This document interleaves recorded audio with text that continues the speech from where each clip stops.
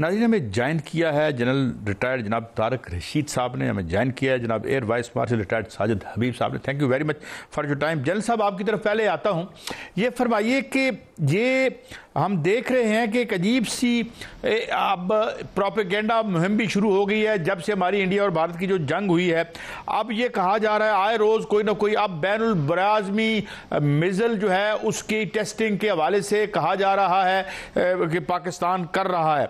वैसे तो हर किसी को हक है और करना भी चाहिए, जो सिक्योरिटी एनवायरमेंट, हमने तो कभी नहीं पूछा किस मुल्क ने क्या बना रखा है या क्या नहीं बना रखा।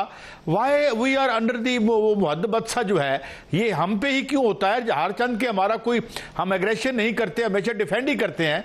तो जनरल साहब, why they are so much worried about us while we think all the arsenal that we have they are for the deterrence? General साहब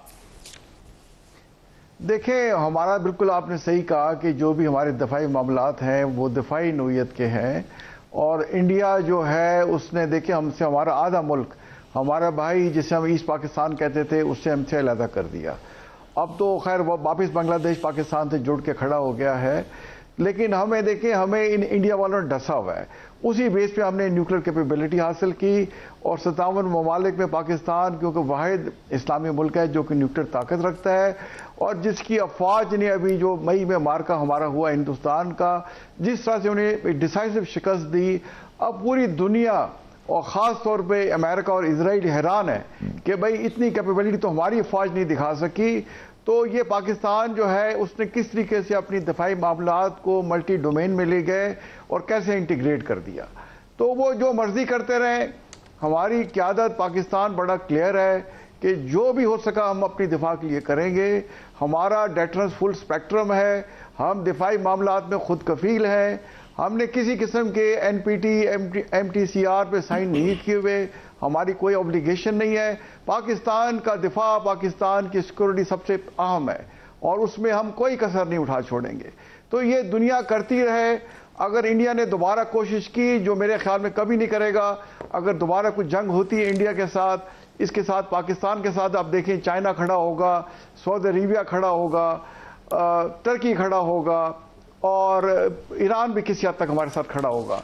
तो इंडिया जुर्रत नहीं कर सकता। हम अपने दफाई मामलात को अपने हिसाब से हम इंशाल्लाह बढ़ावा भी देंगे और बेहतर से बेहतर करेंगे। इंशाल्लाह सर ऐसा करेंगे। एयर मार्शल साहब, मेरा आपसे सवाल है कि कांग्रेस में एक रिपोर्ट पेश होती है जिसमें बताया जाता है और मोहर सब्त कर दी जाती है कि पाकिस्तान ने भारत से जंग जीती और भारत को जो है वो जिल्लत अमेज शिकस्त हुई।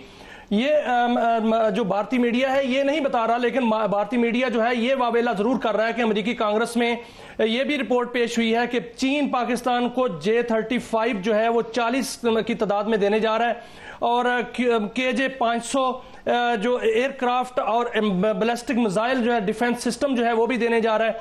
इस हवाले से पाकिस्तान को बाकायदा तौर पर ऑफर आ चुकी है। इस तरह का प्रोपेगेंडा किया जा रहा है, क्या इसमें हकीकत है सर कुछ?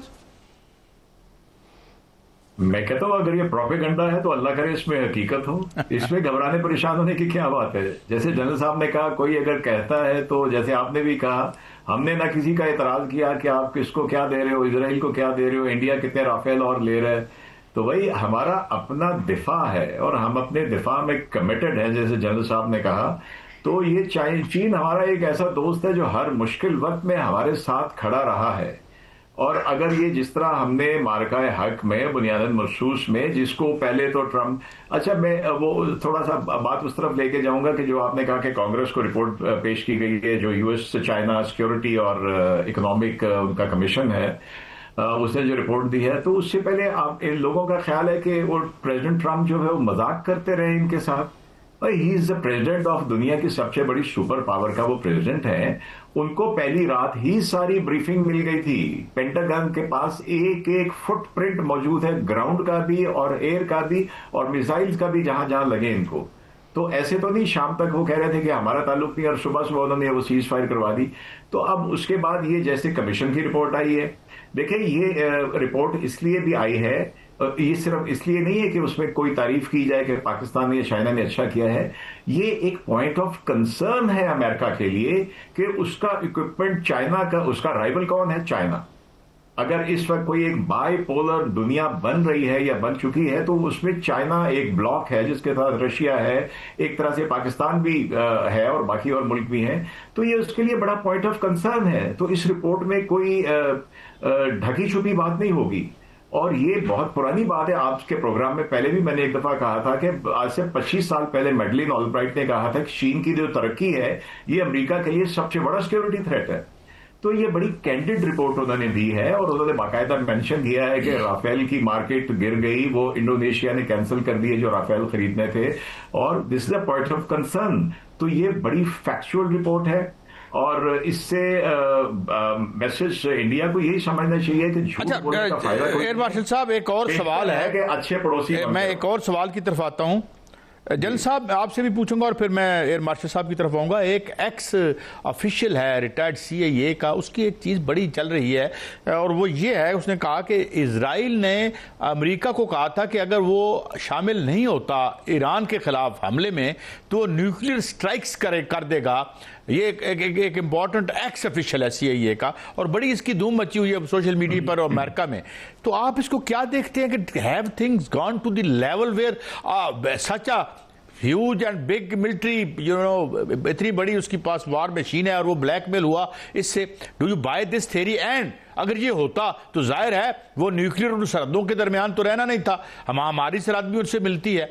तो क्या इतने बड़े लेवल पे ये लोग रिस्क लेने को तैयार? इतनी पागलपन आपको नजर आता है इजरायली रूलिंग एलीट में? ये मुझसे पूछ रहे हैं? जी जनरल साहब आपसे पूछ रहा हूं। जी अच्छा जी काजी साहब, देखें अब मैं इस रिपोर्ट के बारे में तो कुछ नहीं कह सकता, बट इजराइल जो है वो ईरान के खिलाफ किसी भी हद तक जा सकता था और उसमें देखें कि उसने मजबूर किया अमेरिका को कि उनके B-22 जो है बॉम्बर्स जो आए और उन्होंने वहां पे आके उनके न्यूक्लियर इंस्टॉलेशन को निशाना बनाया। देखें इस दुनिया में अगर किसी की न्यूक्लियर इंस्टॉलेशन पे कोई स्ट्राइक कर रहा है तो उसने अमेरिका ने की और वही बड़े प्रोपोनेंट हैं कि NPT पे साइन करें और MTCR पे साइन करें और खुद ही इन्होंने देखे हिरोशिमा और नागासाकी पे भी बम गिराए। तो जहां इनके अपनी मफादात होते हैं ये किसी भी हद तक जा सकते हैं। तो इसलिए हमें सबक सीखना चाहिए और फ्यूचर में देखें पाकिस्तान का मैं समझता हूं मुस्तकबिल चाइना के साथ जुड़ा हुआ है। पाकिस्तान की तरक्की, पाकिस्तान की स्ट्रेंथ जो है वो चाइना की है। चाइना की तरक्की और उनकी कामयाबी दफाई मामलात पाकिस्तान के साथ जुड़े हुए हैं। तो इंशाल्लाह पाकिस्तान और चाइना जो है ये एक अच्छे भाई भी हैं और टाइम टेस्टेड हमारी फ्रेंडशिप है। अमेरिका के साथ देखिए हमारी फ्रेंडशिप है तो बड़ी अच्छी बात है। एक तो उनका है कि पाकिस्तान के साथ माइन एंड जैसे मिनरल्स है, रेयर अर्थ मेटल करने आ रहे हैं और दूसरा उनके पास कोई ऑप्शन नहीं रह गई सिवाय इसके कि पाकिस्तान के साथ भी एंगेज हों, वरना पाकिस्तान चाइना के साथ मिलकर एक बहुत बड़ी ताकत बन जाएगा और जो दुनिया की किसी भी ताकत के लिए जो है वो मतलब उसके अगर खिलाफ कोई करेगा तो उसके लिए काफ़ी है वो।